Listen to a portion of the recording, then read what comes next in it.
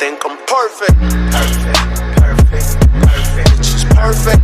Perfect, perfect, perfect. I'm perfect. Yo guys, what's up? It's Mike, and in today's video I'm going to be talking about all the reasons why I don't bind my chest. So why address a topic like this, why talk about it, why discuss it, and the main reason why is that people need to be educated. There's a lot of people who don't think that trans guys who wear makeup or trans guys who don't want to have surgeries or don't go on testosterone or don't show signs from birth that they're, you know, the opposite gender, that they're not as valid as other people. And I think that the first step to, you know, acceptance is education and discussion.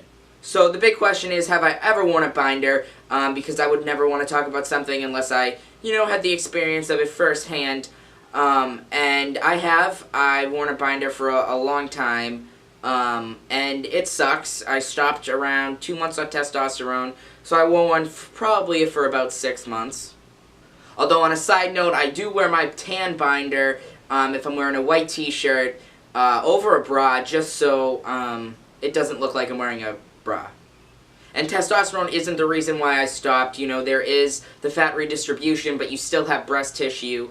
But you also remember that cis males have, you know, have pecs and have breast fat, so it isn't as noticeable as you would think. So what made me stop binding? After wearing it for a while, I came to the conclusion that more focus equals more frustration. And when I say this, I mean that the more I looked in the mirror and, you know, tried to see if the binder was working, the more I adjusted the binder, the more I felt the binder was real, the more I felt my, you know, breasts on my chest. So it was really frustrating to constantly have to be reminded that that I have breasts. So unlike most trans guys, wearing a binder made me feel more dysphoric, and actually wearing one, I felt a lot more comfortable, and my mental health was a lot better. You know, seeing all these changes and actually passing as a male better than before, it really allowed me to not have, you know, my chest be a huge factor in presenting myself as male. I stopped needing a flat chest for validation of my gender.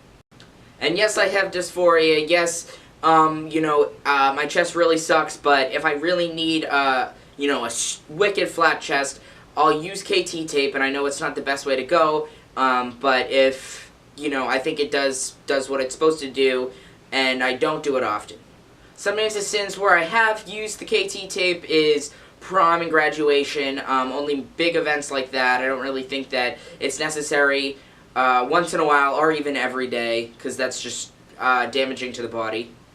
And personally, I don't think that binders work well if you have a bigger cup than a B. I just, from personal experience, I just don't see anything but it's flat, but it's also like pushed forward.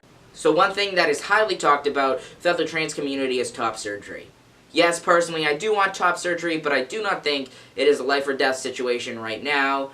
It is important for my mental health, I do agree with that, and a lot of other people think that also. But it also doesn't stop me from doing other things that benefit my mental health, like exercising, eating healthy, and just being an active person.